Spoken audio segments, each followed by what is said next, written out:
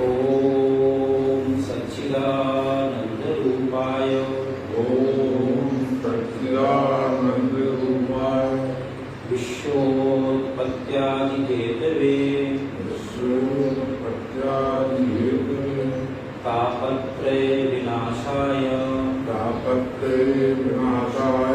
श्री कृष्णाय वयं नमः। श्रीकृष्णाय वयं नमः। ओम सर्वे भवन्तु सुखिनः। ओम सर्वे भवन्तु सुखिनः। सर्वे सन्तु निरामयाः। सर्वे सन्तु निरामयाः। सर्वे भद्राणि पश्यन्तु। सर्वे भद्राणि पश्यन्तु। मा कश्चित् दुःखभाग् भवेत्। मा कश्चित् दुःखभाग् भवेत्। ओम शांति शांति शांति। ओम शांति शांति शांति।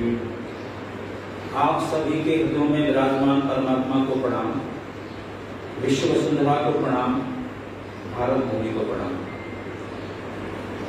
ये आज ऐसा पहला अवसर है जब हम लोग यहाँ पर केवल 2 ही लोग उपस्थित हैं, और ये अच्छा भी है जैसा कि न केवल हमारा देश बल्कि पूरा विश्व इस समय एक वैश्विक महामारी से जूझ रहा है। ऐसी स्थिति में हम सबका कर्तव्य है कि हम लोग जो आवश्यक नियम है उसको बचाव के लिए सबको मानना चाहिए। अभी हम सभी जानते हैं विगत वर्ष इन्हीं दिनों जब हम लोग इस महामारी से 2-2 हाथ कर रहे थे, उस समय अधिकांश लोग डॉक्टर के पास नहीं गए थे। जो घरेलू उपचार हैं लोगों ने किए थे। इस बार भी आवश्यकता इस बात की है। सुधे बाबूजी ने मुझे वीडियो भेजा, वो वेदांता की महिला डॉक्टर उनका है। उनका सुझाव है कि जो समस्या हम सबके सामने है वो तो है ही, उससे हम घबरा जाएं, उससे भी ज्यादा जरूरी है कि हम उससे जूझने के, उससे बचने के उपाय करें। जो उन्होंने 1-2 उपाय बताए, मैं उनको दोहराते हुए फिर अपनी बात को आगे बढ़ाऊंगा। जैसा कि बाबूजी ने कहा कि सुबह आप उठ के रोज गर्म पानी पीते हैं, डॉक्टर ने भी ये कहा कि हमें गर्म पानी पीना है। रोज चाय या दूध में तुलसी का सेवन करना है, लौंग लेना है या दालचीनी लेना है। और मैं जोड़ता हूं अपनी ओर से, जो पिछले वर्ष हमारी सरकार ने लगभग पूरे देश में चुप्पी चूर्ण बंटवाया था, वो भी इसका एक कारगर उपाय हो सकता है। कहने का अभिप्राय यह है कि जो ये वैश्विक बीमारी हम सबके सामने आज उपस्थित है, वो एक यक्ष प्रश्न है कि हम उससे कैसे बचें। जीवन को बचाते हुए, अपने सारे कामों को करते हुए हमें चिंता करनी है कि हम एक जागरूक और सजग नागरिक की भूमिका निभाते हुए अपने खुद को, परिवार को बचाएं, साथ ही साथ पूरे समाज को बचाने में जो हमारी भूमिका हो सकती है उसको हम लोग आगे बढ़ाएं। इसमें एक बात और है कि जो बहुत ही आवश्यक कार्य यदि हमारे सामने आ जाएं तो हमें निश्चित रूप से घर से बाहर निकलना ही पड़ेगा। यदि हमारा कोई स्वजन या परिजन कोई बीमार है, हमें घर से बाहर निकलना ही पड़ेगा। या कोई अन्य ऐसा आवश्यक कार्य आ जाए, उसके अलावा हमें हमारे घर से बाहर नहीं निकलना चाहिए। इसका पालन हम सबको करना चाहिए, ऐसा मेरा सबसे अनुरोध है। चूंकि ये बात सच है कि कोरोना को लेकर तरह तरह की बातें होती हैं, और पर यह भी सच है कि कोरोना तो है। चूंकि जिस तरह से पूरे देश में इसका फैलाव हो रहा है, जो हमारे देश के बड़े बड़े अस्पताल हैं, वहां लेटने को छोड़िए, बैठने को जगह नहीं।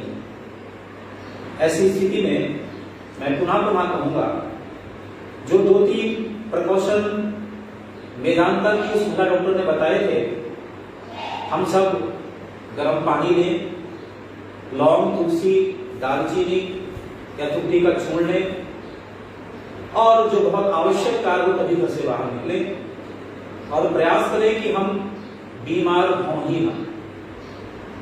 ये बहुत जरूरी है क्योंकि बीमारी की स्थिति में आज हम बहुत संकट में पड़ जाएंगे, ऐसा कहना है। हम सब भगवान से प्रार्थना करें कि न केवल हमारा देश अपितु सारा संसार इस बीमारी से मुक्ति पाए। जैसा कि हम सभी जानते हैं कि जिस मंत्र को अभी हमने दोहराया, सर्वे भवन्तु सुखिनः सर्वे सन्तु निरामया सर्वे भद्राणि पश्यन्तु मा कश्चित् दुर्भाग् भवेत्। ये हमारे ऋग्वेद का मंत्र है।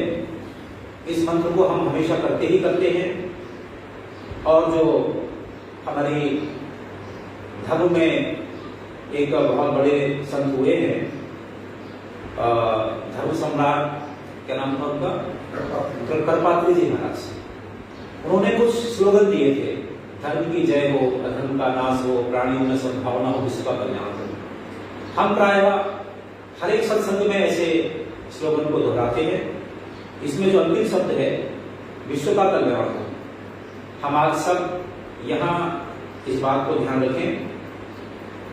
व्यक्ति वैसे हमेशा अपने आप में इतना उलझा रहता है, उसे भगवान याद आते ही नहीं, और जब वो परेशान होता है तो भगवान के पास ही दौड़ता है।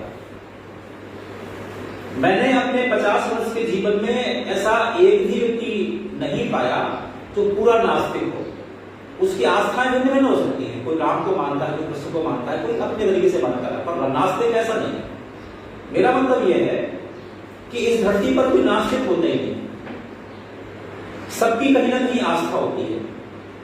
तो मैं कहूंगा कि जो 3 लोग यहां बैठे हैं वे और जो लोग मुझे सुन रहे हैं वो हम ये समझें कि आध्यात्म हमारे अंदर एक ऊर्जा का प्रादुर्भाव करता है, उत्पन्न करता है और हमारे अंदर एक निर्भीकता आती है। हम जब परेशानी में होते हैं तो उस परेशानी से जूझने की हमें सामर्थ्य आती है। तो ये माने कि हमें कोरोना से बचने के लिए जो हमें प्रिकॉशन लेने हैं वो तो लेने ही लेने हैं, पर मैं प्रार्थना करूंगा कि ये तो 8 दिन में एक दिन सत्संग होता है, हम नियमित रूप से ऐसा शेड्यूल बनाएं अपने जीवन का कि विशुद्ध सत्संग को जो भी हमें पसंद आए उसको हम अपने जीवन में जरूर आत्मसात करें।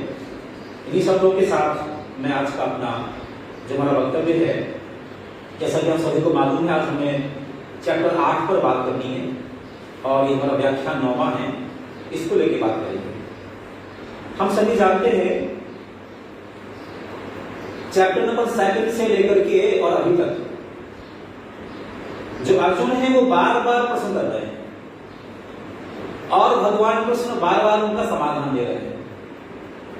मैं कल श्री राधे जी से बात कर रहा था कि सच्ची बात यह है कि जो अर्जुन के सारे प्रश्न है वो हम लोगों के लिए है, क्योंकि अर्जुन कोई सामान्य पुरुष तो थे नहीं। मैं कल की बातों को फिर दोहराना चाहता हूं। आप कल्पना करिए, जो व्यक्ति महाभारत युद्ध से पहले भगवान शंकर को प्रसन्न करने में सामर्थ्य रखता हो, जो व्यक्ति महाभारत युद्ध से पहले इंद्र के यहां जाकर कुछ ज्ञान सीखने की सामर्थ्य रखता हो, जो व्यक्ति इतना आत्मसंयमी हो कि लोग छोटे छोटे से प्रलोभन को लेकर के झुक जाते हैं, वह उर्वशी ऐसे प्रलोभन को धुतकार देता हो और जिसके जीवन में भगवान का प्रत्यक्ष सानिध्य हो, वो सामान्य तो नहीं था। तो आप कल्पना करिए, जिस अर्जुन के जीवन में भगवान का प्रत्यक्ष सानिध्य था तो उसे इतनी आवश्यकता नहीं थी कि वह ऐसे बचकाने प्रश्न करे, बहुत सारे प्रश्न करे। मुझे लगता है, मेरा अपना सोच है, मुझे नहीं पता कितना सही है कितना गलत है, मेरा अपना मानना है कि अर्जुन ने निश्चित रूप से जो हम और आप जैसे संसारी पुरुष हैं उनके लिए सारे प्रश्न किए। चूंकि पुनः समझिए, अर्जुन ऐसा आत्मसंयमी व्यक्ति, उनको किसी प्रकार के कंफ्यूजन की आवश्यकता बिल्कुल नहीं थी। क्योंकि हम सभी जानते हैं जिस व्यक्ति के जीवन में परमात्मा का प्रत्यक्ष सानिध्य हो उसके जीवन में संदेह रहे, ऐसा मुझे नहीं लगता। तो अर्जुन के जो सभी के सभी प्रश्न हैं वो हमारे और आपके लिए है, और हम लोग ऐसा अनुभव करेंगे कि धर्म को लेकर के, आध्यात्म को लेकर के हमारे मन में नाना प्रकार के जो प्रश्न उत्पन्न होते हैं उन सबको अर्जुन ने पूछा हुआ है, और भगवान ने बिना किसी झल्लाहट के सबका समाधान करने का पूरा प्रयास किया है। तो ये जो चैप्टर नंबर 8 है उसका जो पहला जो इसका श्लोक है, इसमें अर्जुन प्रश्न कर रहे हैं भगवान से, किम तत् ब्रह्म किम आध्यात्मम किम कर्म पुरुषोत्तम अधिभूतम च किम प्रोक्तम अधिदैवम किम उच्यते। सामान्य से प्रश्न किए हैं कि ब्रह्म क्या है, आध्यात्म क्या है, हम कर्म किसे कहें, जो अधिभूत क्या है, अधिदेव क्या है, ऐसे प्रश्न है। जो अगला श्लोक है, अधियज्ञः कथम को यत्र देहे अस्मिन् मधुसूदन प्रयाण काले चा कथम गेयो असि नियतात्मभि। अधियज्ञ क्या है, और जो अधियज्ञ कथम को यत्र, अगली बात है देहे अस्मिन् मधुसूदना, हमारे जो देह में, हमारे शरीर में जो अधियज्ञ है वो क्या है। और अगला प्रयाण काले चा कथम गेयो असि नियतात्मभि, माने हमारे अंतिम समय में, जब हमारे जीवन का अंतिम क्षण है, उसमें क्या जानने के बाद जो आत्मसंयमी व्यक्ति है उसको जानने के बाद फिर उसको कोई जानने की आवश्यकता नहीं रहती। ये श्लोक पर जो दो शब्दों पर मैं ज्यादा जोर देना चाहता हूं, प्रयाण काले और नियतात्मभि। फिर आगे उन्होंने इसको एक्सप्लेन किया है कि ब्रह्म क्या, सारी बातों को बताया हुआ है। इन दो शब्दों पर मैं जोर देना चाहता हूं। पहला शब्द है नियतात्मभि, इसका जो सीधा ट्रांसलेशन है नियंत्रित चित्त वाला व्यक्ति या आत्मसंयमी व्यक्ति। तो इस चैप्टर में हमें देखना है कि भगवान ने योग को कैसे परिभाषित किया है, जिसका जो सारी इंद्रियां उसके कंट्रोल में है, जो आत्मसंयमी व्यक्ति हो गया है, उसे ये सारे फायदे होने वाले हैं। और अगला जो शब्द है प्रयाण काले, अंतिम समय में। यहां एक प्रश्न खड़ा हो सकता है कि जो भगवान कृष्ण सेकंड नंबर चैप्टर से लेकर के अभी तक बार बार जीने की बात कह रहे हैं, आपका उत्साह बढ़ा रहे हैं, युद्ध में अपनी प्रमुख भूमिका निभाने की बात कर रहे हैं, एक युवा व्यक्ति को मरने की बात क्यों कह रहे हैं। एक सामान्य सी बात होती है कि भाई यदि हमारा जीवन का ये उत्तरार्ध आ गया है तो फिर हम बताएं सब मोक्ष और सारी बात हजम होती है। पर जिस व्यक्ति के जीवन में अभी बहुत कुछ जीवन शेष बचा है, जिसे अपने जीवन में बहुत बड़े बड़े काम करने हैं, उसके लिए प्रयाण का शब्द का प्रयोग क्यों करना है। भगवान ही वहां पर कहते हैं सेकंड नंबर चैप्टर में, हतो वा प्रापसी स्वर्गम जित्वा भोक्से मही तस्मात् बुद्धिश्चित कौन्तेय युद्धाय कुरुष्य। जो भगवान कृष्ण अर्जुन को युद्ध के लिए, युद्ध माने कर्तव्य, युद्ध का मतलब लड़ाई नहीं, जो भगवान कृष्ण अर्जुन को उसके अपने जो उसके निहित कर्म है उनके प्रोत्साहित कर रहे हों, उसे उनके कर्मों के प्रति सजग कर रहे हों, उनमें संलिप्त करने का प्रयास कर रहे हों, वो ऐसी बात क्यों कर रहे हैं।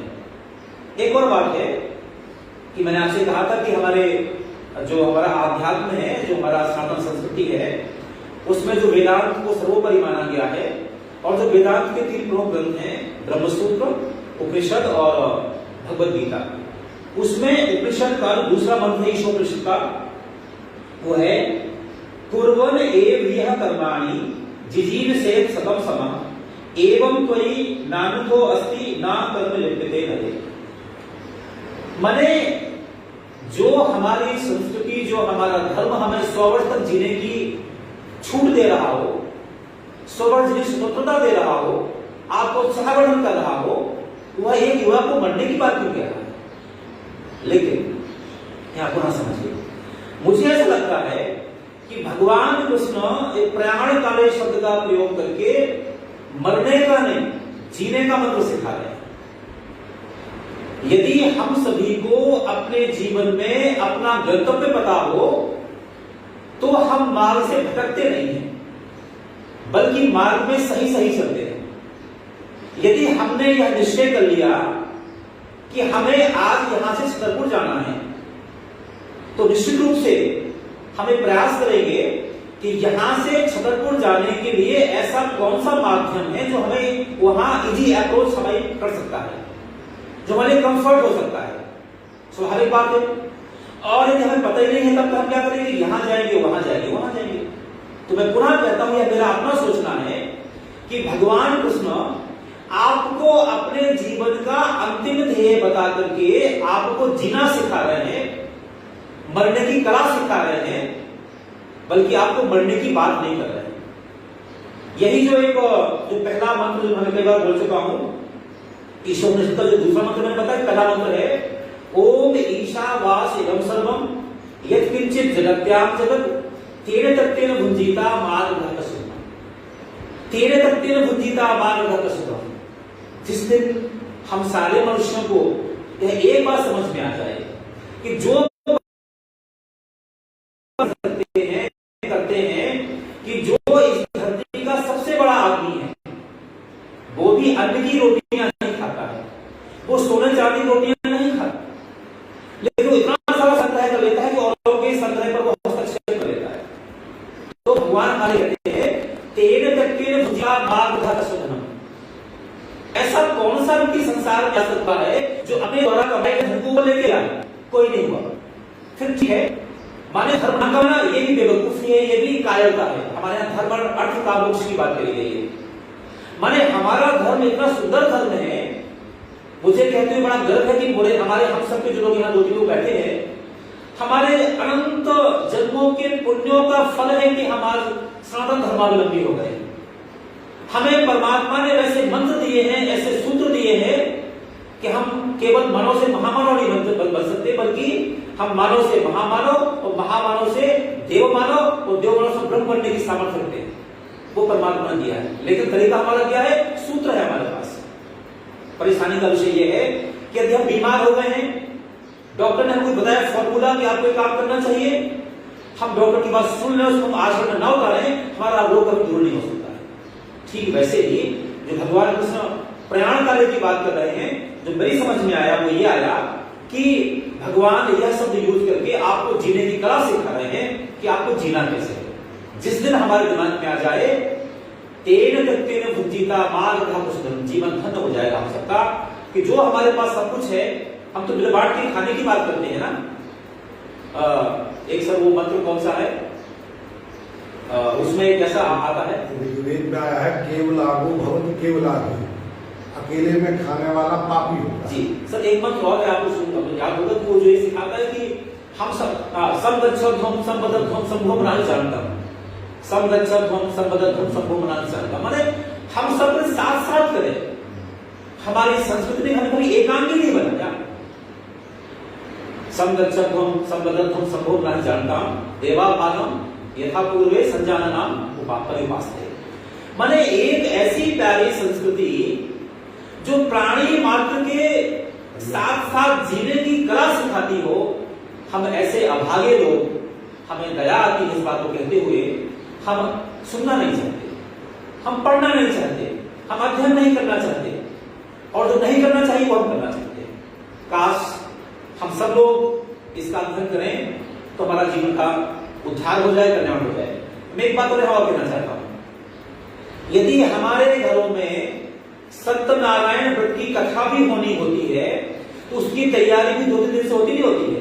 और यज्ञ होना हो तो तैयारी होती है महीनों से, शादी विवाह होना हो उसका भी तैयारी महीनों से होती है। आप कल्पना करिए, जो हमें परमात्मा ने ऐसा कहा जाता है कि कितने लाख योनियों के बाद मानव जीवन मिलता है, और मानव जीवन का उद्देश्य क्या है कि जो हमें जो भोग योनियां मिली है, ये हमारी कर्म योनि है, हम हम कर्म योनि के माध्यम से परमात्मा के लिए उसको शरणागति पा जाए। आप सोचिए, माने 88 लाख योनियों का मार झेलते झेलते परमात्मा ने हमें मनुष्य बना दिया, और उनकी बड़ी कृपा है कि मनुष्य बन गए, और ऐसे अवसर पर हमें अपना उद्देश्य भूल जाए। तो भगवान कृष्ण ये समझा रहे हैं कि हम यदि हमारा जीवन का अंतिम ध्येय याद रखेंगे तो जीवन बड़ा प्रेम से जिएंगे, गरिमा से जिएंगे, तरीके से जिएंगे।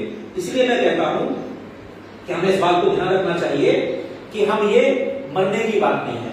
मुझे एक बात से, और मैं पिछली बार मैंने कहा था आपके यहाँ अनुपस्थित थी उस समय, कि केवल और केवल आप ठीक करिएगा को, हमारे यहां बहुत मंत्र हैं, सभी मंत्रों की अपनी महिमा है, पर एक ऐसा मंत्र हम जिसे कहते हैं महामृत्युंजय मंत्र, महा जुड़ा है पहले।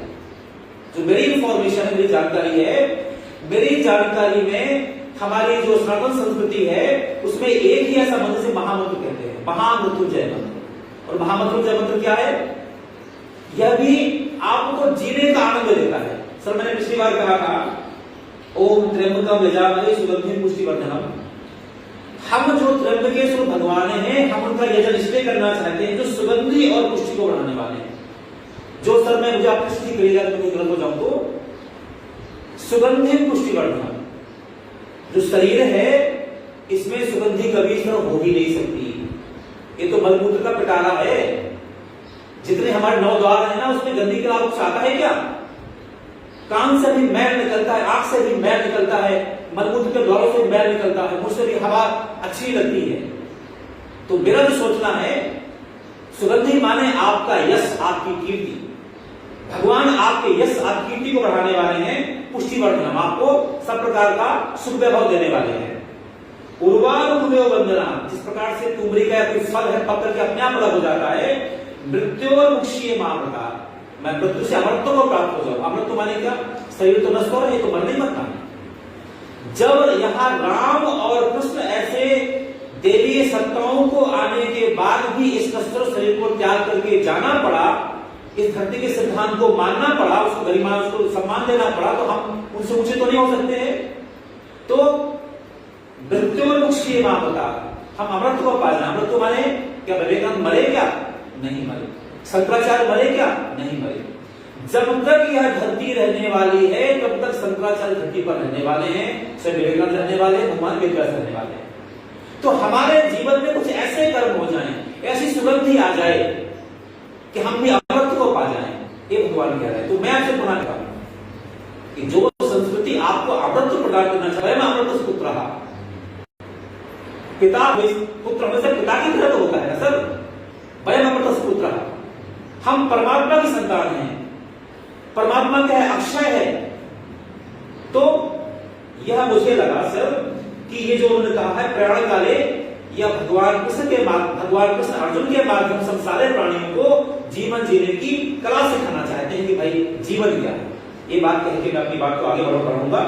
शायद मैं अपनी बात कहने में न्याय कर पाया हूं इस मंत्र को लेकर के। जो अगला मंत्र है, अक्षरम ब्रह्म परमम स्वभावो आध्यात्म उच्यते भूत भावोद्भव करो विसर्गा कर्म संगीता।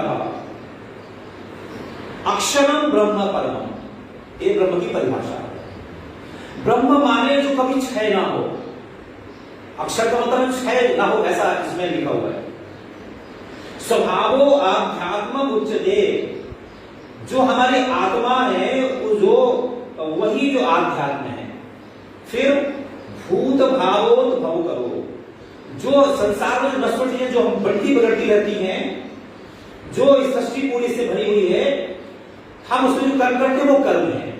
यहां पूरा समझ लीजिए, स्वभावो आध्यात्म उच्चते। अभिप्राय यहां पर इतना सा है कि जो हमारी आत्मा वह अक्षर ब्रह्म का अंश है, उसको समझने का प्रोसेस आध्यात्म है। पुनः समझ लीजिए आप, अक्षरम ब्रह्म परमम स्वभावो आध्यात्म उच्चते। जो परमात्मा अक्षय है, हमेशा रहने वाला है, शाश्वत है, और हमारी आत्मा क्या है? मवई वांसो जीव लोगे जीव भूता सनातनः ईश्वर प्रभुता नाम होते सर्वत्र छति।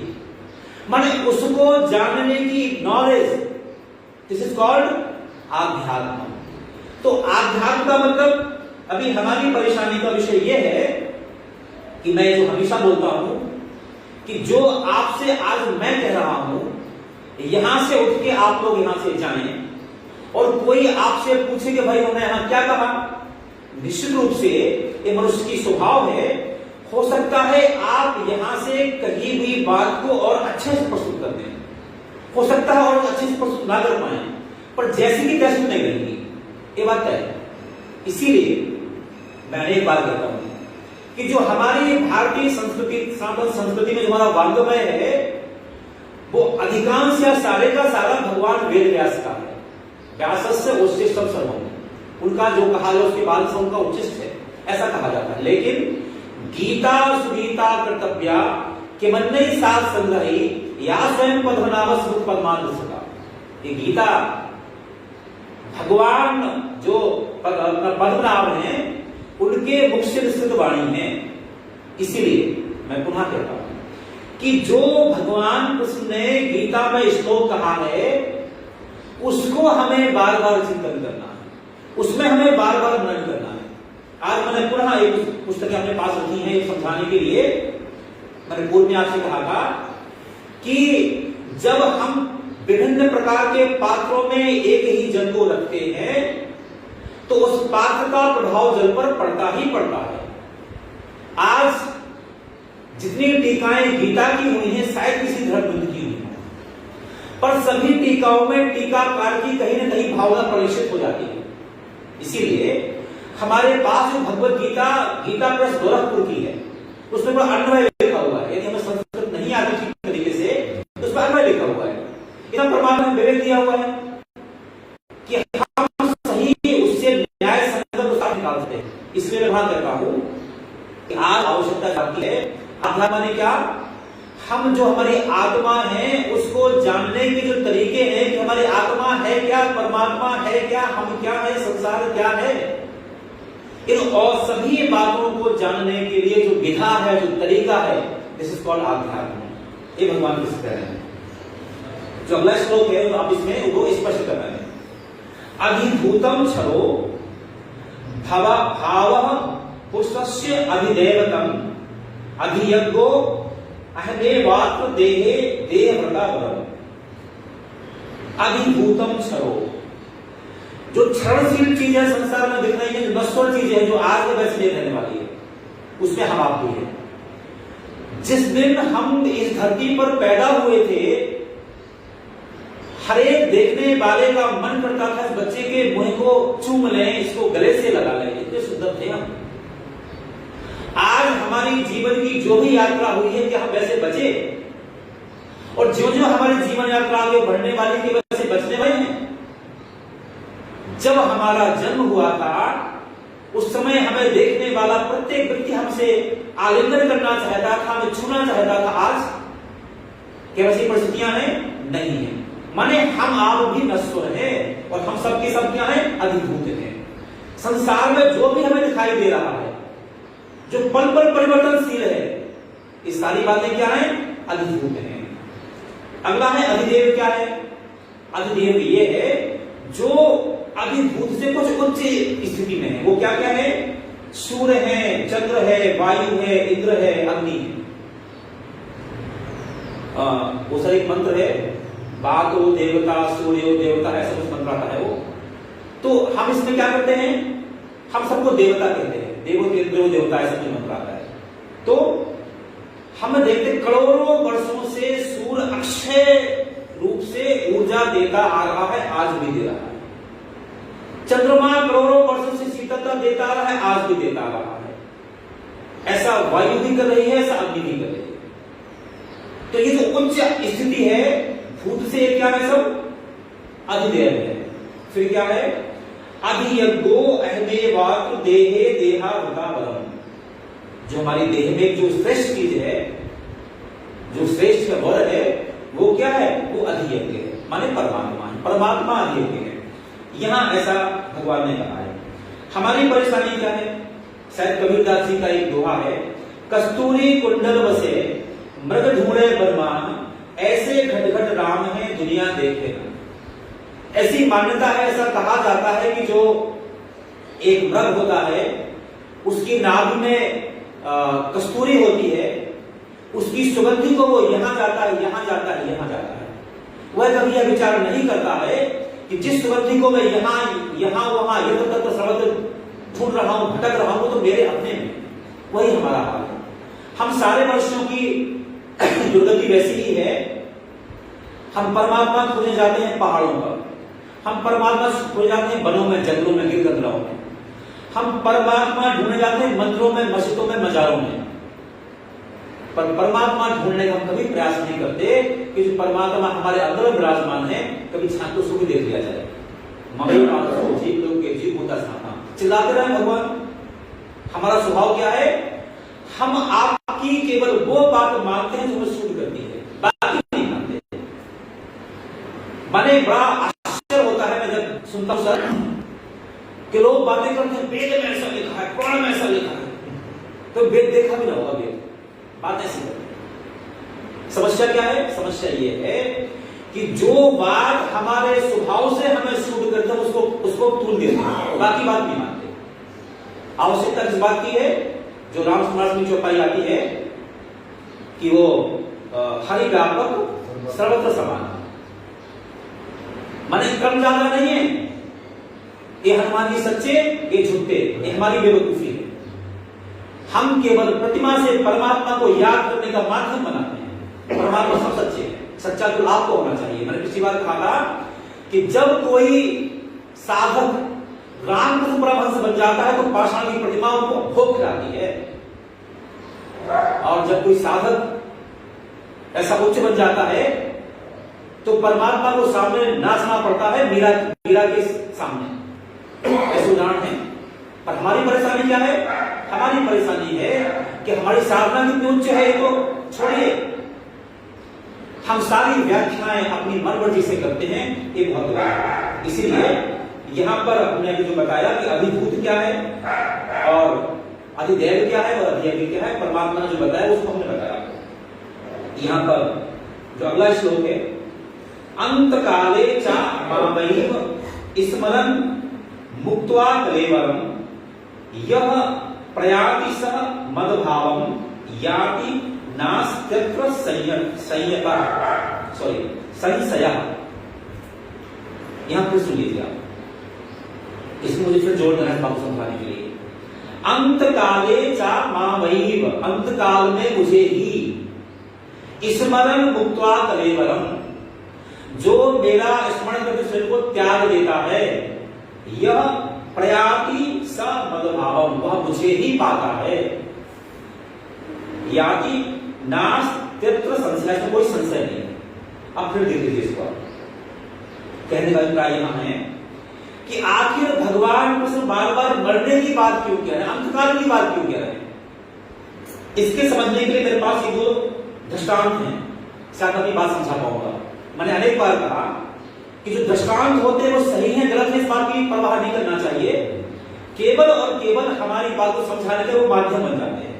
दृष्टांत इस प्रकार का है, एक बार एक संत थे जिनका ख्याति हुई थी, थोड़ा एक त्रिकालदर्शी है, जैसे कि आज तो भगवान पैदा होते सबको बताते सबका भविष्य, ऐसे उसमें पैदा होते हुए। तो ऐसे त्रिकालदर्शी संत से एक जो जमाने का ख्वाब था गुस्सा हो गया, मैं को देखता हूं। वो पहुंच गया उनके सामने और कहा, आप सबका भविष्य बताओ, मेरा भविष्य बताओ। वो इस योजना से गया था वो डंडा मार के मर जाएंगे, कहां का भविष्य। पर वो जो त्रिकालदर्शी संत थे वो चतुर थे, वो आज जैसे लोग जैसे नहीं थे, चतुर थे वो। उन्होंने कहा कि तो मौत सामने खड़ी है, कुछ ट्रिक अपनाओ। ट्रिक अपनाई कि जो तुम मुझे अपना घमंड दिखा रहे हो ना, आज से 10वें दिन तुम्हारी मृत्यु होने वाली है। वो घबरा गए। ध्यान रखिए, मृत्यु से सब घबराते हैं, कोई भी मरना नहीं चाहता। मैं अनेक बार कहता हूं, जो लोग मोक्ष की बात करते हैं, मुक्ति की बात करते हैं, हाँ भगवान ले लो, कहो चलो भगवान अभी आ गए, आदमी दौड़ लगा देगा से, कोई नहीं मरना चाहता है। माने मृत्यु एक ऐसी चीज है जो सत्संगों में लोग खूब चर्चा करते हैं, सब मोक्ष चाहिए मोक्ष चाहिए। कोई नहीं मरना चाहता, वो भी डर गया। अच्छा मैं 10 बार मर जाऊंगा तो पक्का मर जाएंगे आप, और ना मरा तो जो करना उसको कर लेना, ठीक है। तो जो त्रिकालदर्शी तथागत संत थे उन्होंने तो अभी आफत डली, उन्होंने इतना कह कि अभी की समस्या को दूर कर दिया, पर उसी दिन आपके स्ट्राइक हुआ उसी 10 बाद मर जाना है। वो रात उसको नींद नहीं आई, अब मुझे 10 बाद मर जाना है। अब जब उसको लगा मुझे मरना है 10 दिन बाद, तो अब उस दिमाग में मैंने क्या क्या बुरे कर्म किए हैं, उनको परेशान किया, उनको किया, उनको किया, उनको किया, सारा विचार चलता रहा। वो नेक्स्ट डे पहुंच गया उस व्यक्ति के पास, जो आपने कहा अपनी बात पर अड़े हो ना, बोले हाँ भैया अड़े थे। एक व्यक्ति आगे, व्यक्ति इतना निर्भीक है, हम सब घबराने लगा, मतलब हम सही कह रहा होगा ये। उसके मन में विचार आया, मैंने जो भी जीवन जिया आज तक, अब मेरे जीवन में केवल 10 ही दिन बचे हैं, बाइक चलाते 9 दिन बचे हैं, मैं सोचूं मैंने क्या क्या गलत काम किए हैं। उसने चिंतन किया, उसने ये काम किया कि पहुंच गया, सर मैंने आपके साथ वो उस समय गलत कर दिया था, मुझे माफ कर दीजिए, उस वक्त हो गया था।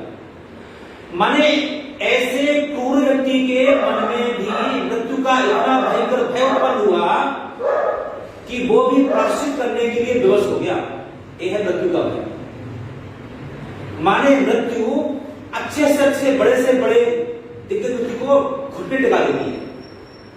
तो जो व्यक्ति निर्भीक था, संसार को मारने को चला था, मृत्यु के भय से वो लोगों से क्षमा याचना करने लगा, साहब मुझे, मैंने आपसे अपराध कर दिया था, मुझे माफ कर दीजिए।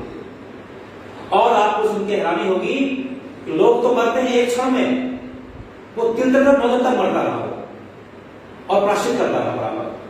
10वां दिन हो गया, वो नहीं मरा, वो व्यक्ति फिर से पहुंच गया उनके सामने कि आपने कहा था मैं 9 दिन में मर जाऊंगा, आपने तो मरा नहीं हूं।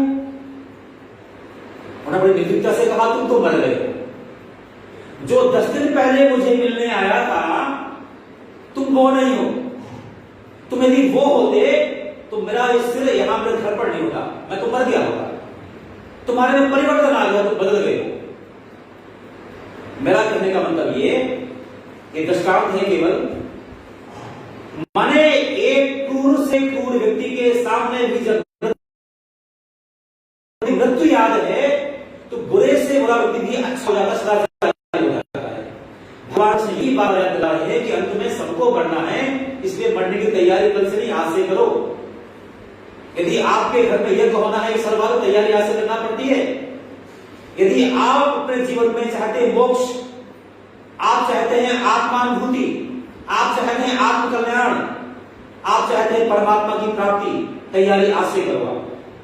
एक मुझे और एक दृष्टांत याद आ रहा है, एक घटना, नौगांव घटना, तो मैं नाम नहीं बताऊंगा। एक सज्जन नौगांव में थे, उनके परम मित्र ने मुझे बात बताई थी।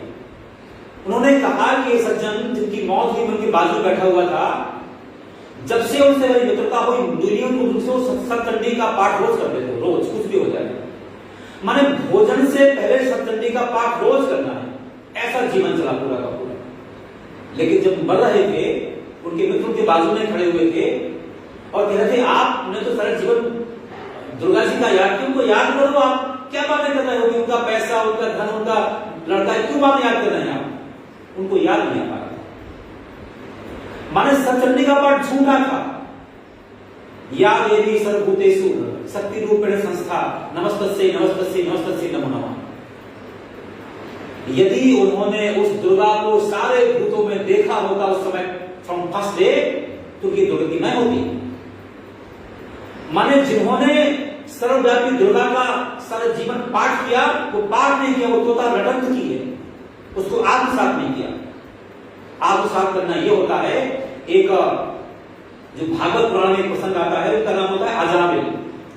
माने अजामिल की तरह एक जो सब प्रकार से दुर्गुणों से संपन्न व्यक्ति अपने घर में एक बेटे का नाम रख देता है नारायण, उसको नारायण बुलाता बुलाता बुलाता रहता है, और कथा इस प्रकार से अंधकार लोग कहते हैं तो नारायण ऊपर से जाते हैं।